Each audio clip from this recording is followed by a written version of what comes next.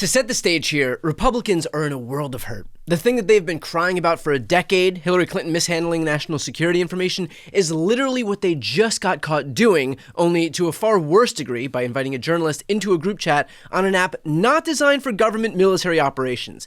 But fear not, because while this might seem inconceivably bad for Republicans, Don Jr. is here to rescue the party. He took to Twitter writing, "Why doesn't Jeffrey Goldberg disclose to readers in his stories that he's a registered Democrat? His wife also worked for Hillary Clinton and has donated nearly $25,000 to Democrats." Okay, Don Jr., you're right. I guess the question now becomes, why did the Trump administration invite a registered Democrat into the Trump security official group chat? My dude, I get that you think you're helping, but there is such a thing as being too dumb to help. I mean, first of all, it doesn't matter what partisan political affiliation Jeffrey Goldberg has. It wouldn't matter if Goldberg was the Democratic nominee for President of the United States. The facts surrounding his involvement are not in dispute. He himself released the proof that he was invited by National Security Advisor Mike Waltz. Here is the screenshot that Goldberg released showing that Waltz invited him into the chat. And beyond that, the legitimacy of the text thread was also verified by the White House. So Don Jr. can paint Goldberg as a partisan all he wants, but it is completely immaterial.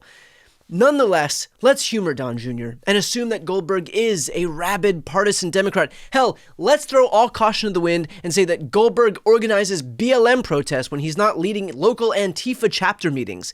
Wouldn't that be all the more reason not to have invited him into the group chat? Seems like a pretty damning indictment against the Trump team that not only did they accidentally invite a reporter into their war planning session, but they invited a registered Democrat reporter whose wife also worked for Hillary Clinton and has donated nearly $25,000 to Democrats. Seems extra bad when you put it that way, doesn't it, Don Jr.? Seems like something that, if you're trying to run cover for your dad, you might not want to volunteer. Except, of course, if you're too stupid not to know when to shut up.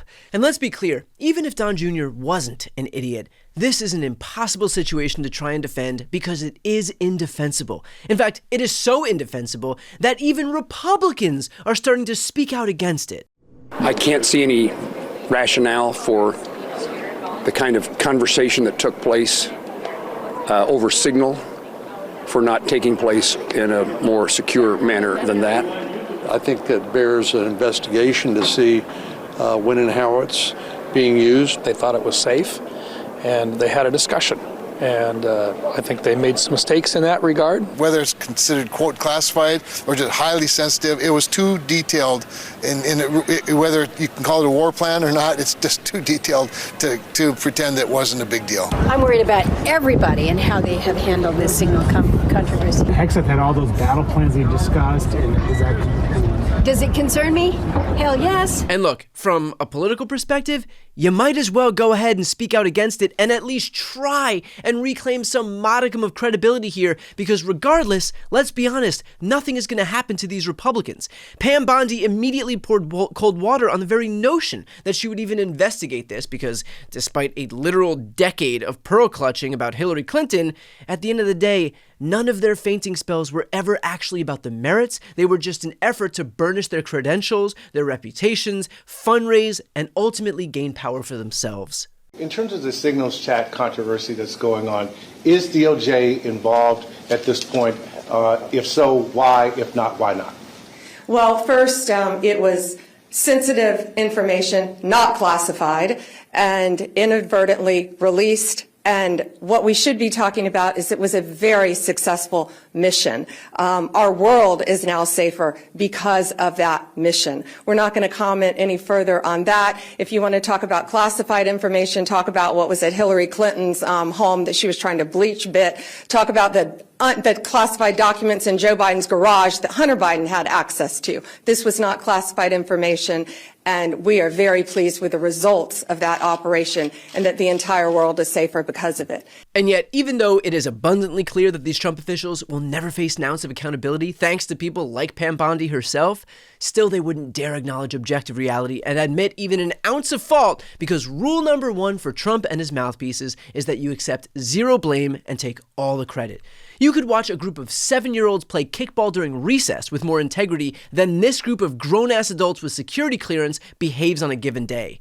In fact, one such right-wing mouthpiece, Benny Johnson, tried this same strategy with me on Piers Morgan's show and didn't go great. It's so malevolent, evil, and dangerous for American politicians who have classified information to store them, and all of that classified information illegally on private servers inside of a water closet, being run totally offline by a bunch of goons that I've hired in order to keep my secrets secure. Also, when the Trump administration found out about this, they destroyed those servers, right? Where they smashed them, they got rid of them, they bleach bitted them, and that's how they treated our classified information. Oh my God, that was Hillary. I'm so sorry, Piers. I know this is a professional show. I apologize.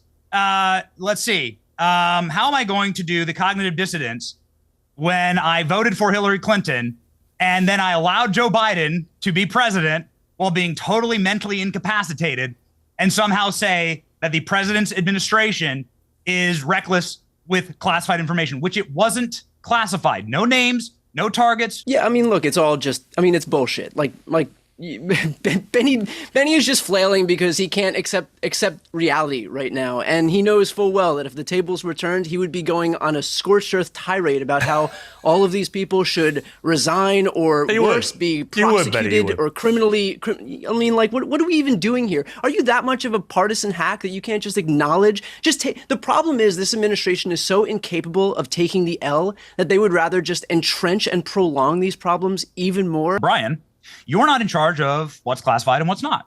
Now, I'm perfectly happy to let all that play out. Let's fine. Do an investigation. Figure out what's classified and what's not. We know that Hillary Clinton had classified information on a private server and that she destroyed it. We know that. That's confirmed. You're not by the people who are even responsible capable for of not talking about Hillary Clinton, are you? Okay, fine. Let's fast forward. Joe Biden. We know that he had classified information next to his Corvette. Are you able to recognize the issue right in front of us instead of talking about previous Democratic presidents? The question: is it wrong? Is it wrong for Hillary and Joe to do it? Is it wrong for them to be reckless with classified information? Absolutely. Yeah, we go. It's not that hard. Okay. It's not that hard to take accountability for when somebody fucks up on your own side. So look, if any of these right-wing clowns from Don Jr. down to Benny Johnson want to die on this hill, that's their prerogative. But the only reputation that it's destroying, the only credibility that it's destroying, the only moral high ground that it's destroying is their own. I understand that these Republican officials don't give a shit, but I am banking on the fact that Americans more broadly are not looking to reward the most craven actors on earth with a free pass in this next election cycle. Republicans are clearly anticipating the exact opposite, that they can treat their voters like utter fools and there's going to be no consequences. We're going to find out which strategy ultimately pays off.